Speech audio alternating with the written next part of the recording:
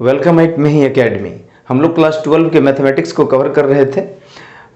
चौथा chapter determinant चल रहा था। इसके 2 वीडियो मैंने छोटे छोटे अपलोड कर दिए, आप देख लीजिएगा। डिटर्मिनेंट में हमने डिटर्मिनेंट देखा, उसकी 6 प्रॉपर्टी देखी, और कल मैंने आपको माइनर बताया था कि माइनर हम कैसे कैलकुलेट करते हैं। आज हम कोफैक्टर सीखेंगे, है ना। तो कल माइनर बताया था मैंने, माइनर, और आज हम सीखेंगे cofactor, minor and cofactor of determinants. कि डिटर्मिनेंट अगर दिया हो तो आप उसका माइनर और कोफैक्टर कैसे कैलकुलेट करोगे, है ना। माइनर और कोफैक्टर। एक क्वेश्चन ले लेते हैं। पहले क्वेश्चन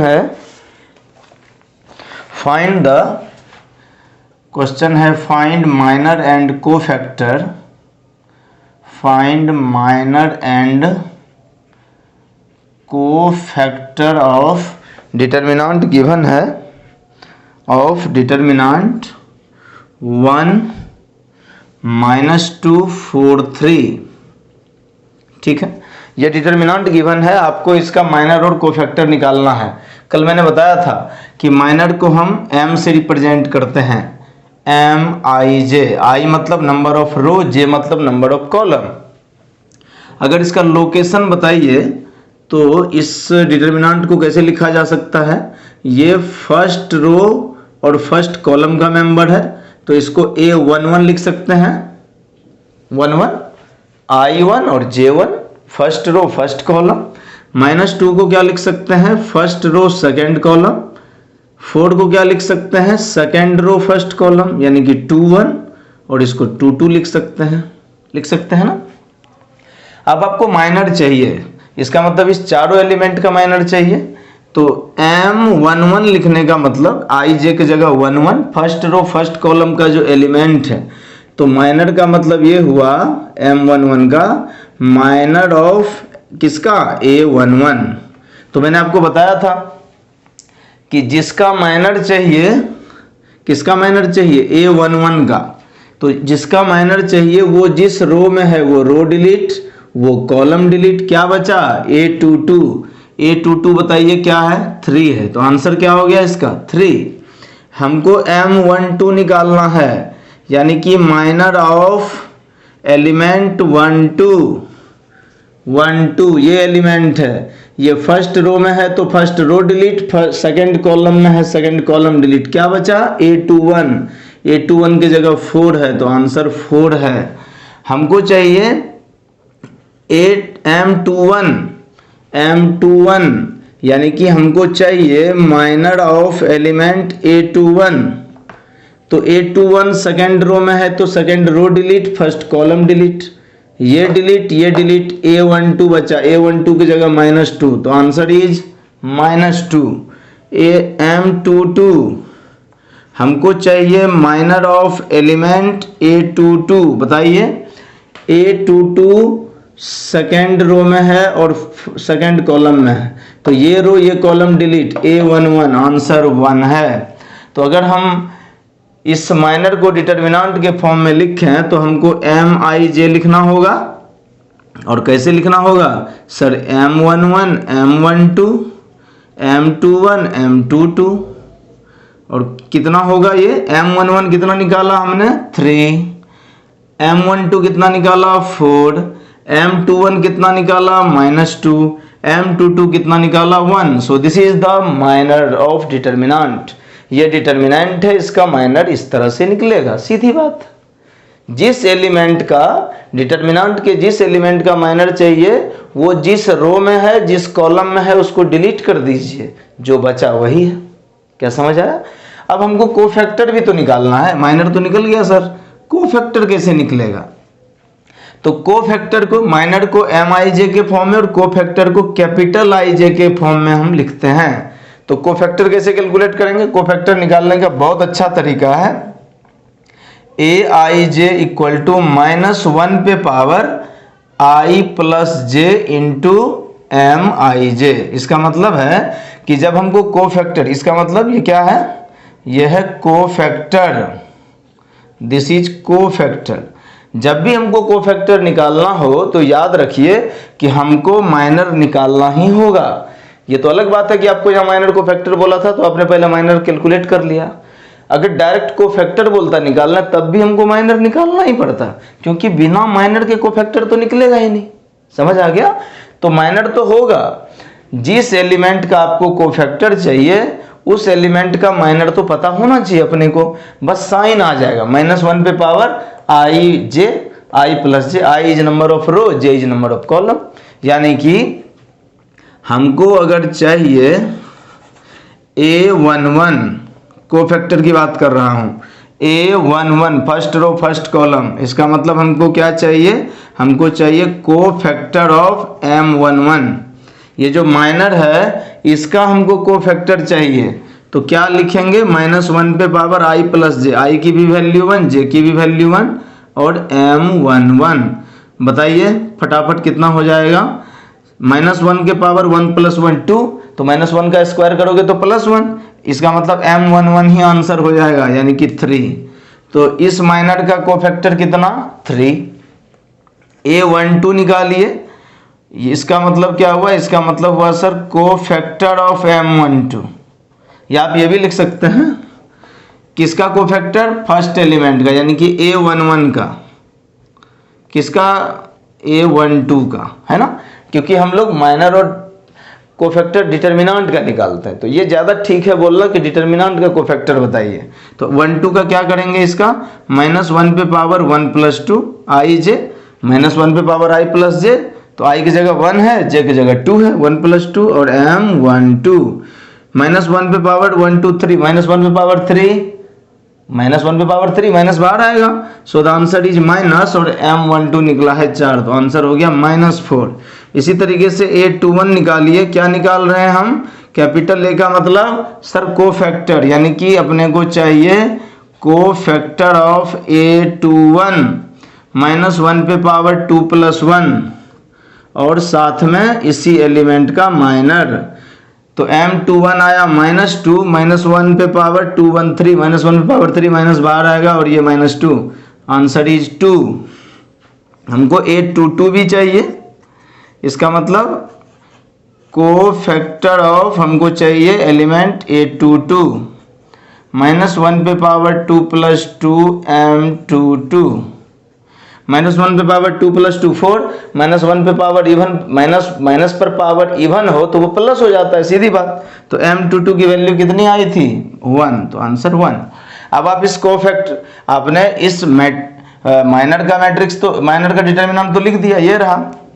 आप इस कोफैक्टर का डिटर्मिनेंट कैसे लिखोगे, AIJ, कई जगह पर CIJ भी होता है, कोफैक्टर को कई जगह C से रिप्रेजेंट करते हैं, लेकिन जनरली NCERT या स्टैंडर्ड फॉर्म में कैपिटल A से लिखते हैं, है ना, तो इससे कोई फर्क नहीं पड़ता।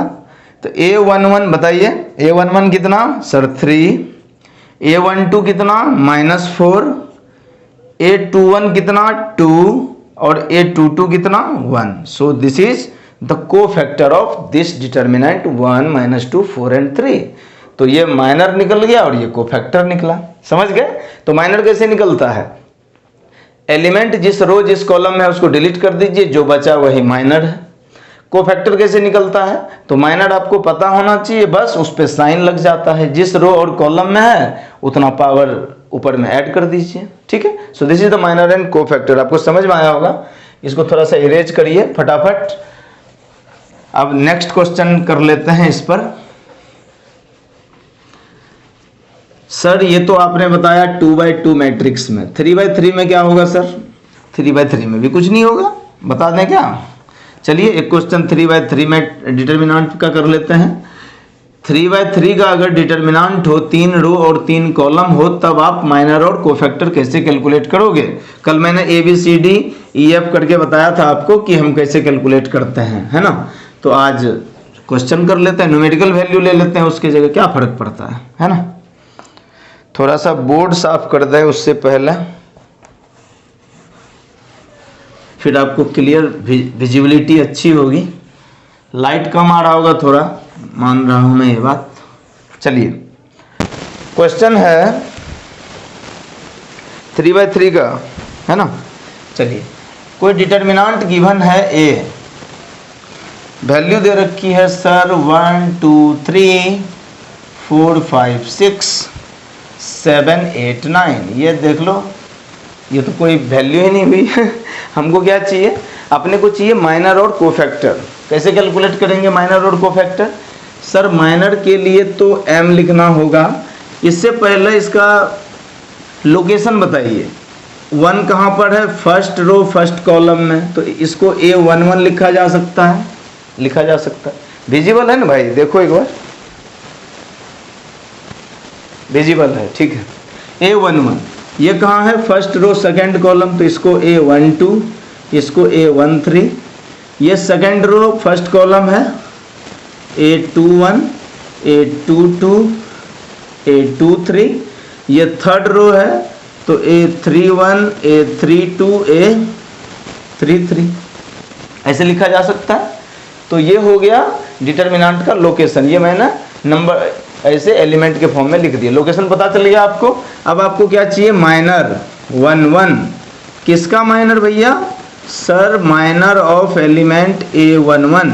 ये जो एलिमेंट है डिटर्मिनेंट का यानी कि 1, इसका हमको माइनर बताओ। तो मैंने बताया आपको कि ये जहाँ पर है किसका माइनर चाहिए? 1 का।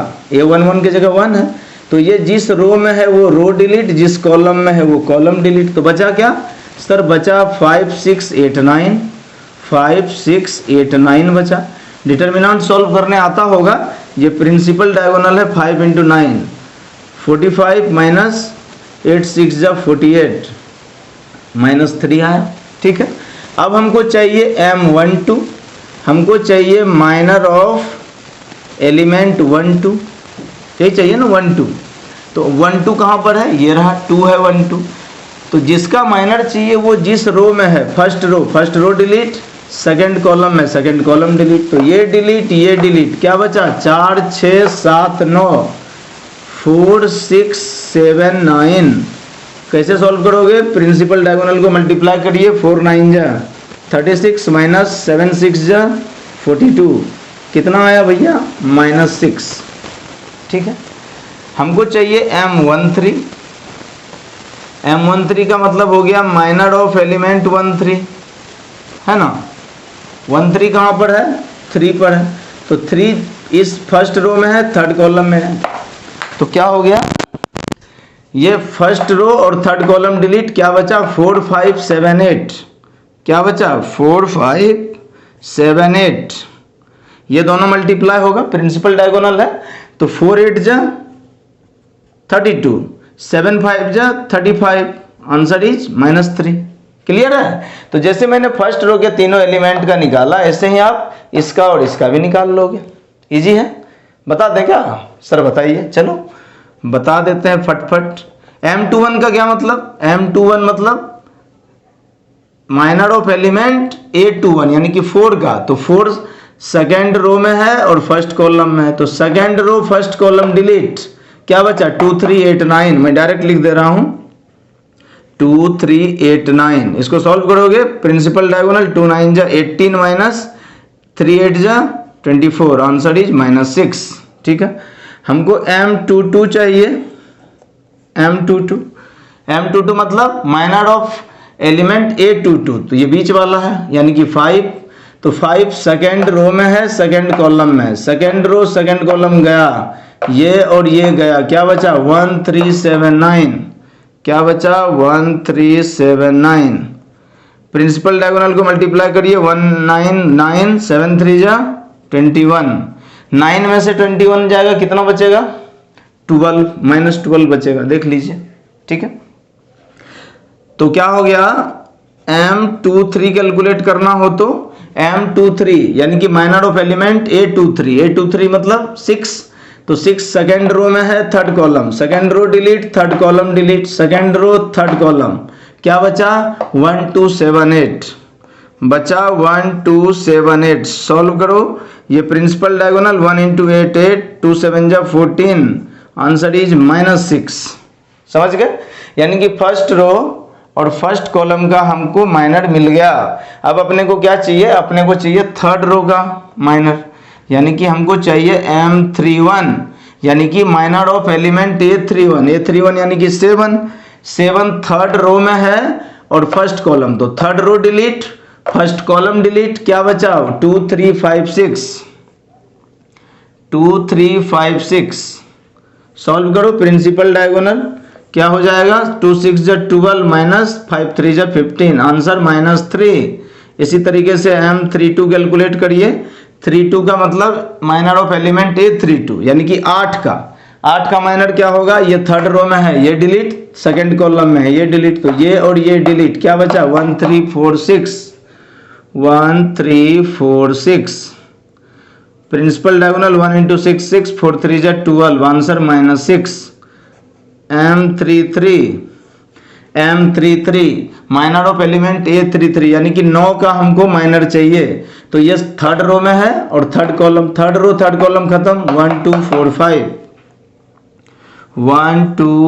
5, तो 1 5 5, 4 2 जा 8 1 5 जा 5, मतलब समझ गए ना। तो ये माइनर निकल गया, इजी है। एलिमेंट जिस रो में है, जिस कॉलम में है, वो डिलीट, जो बचा उसको सॉल्व कर लीजिए।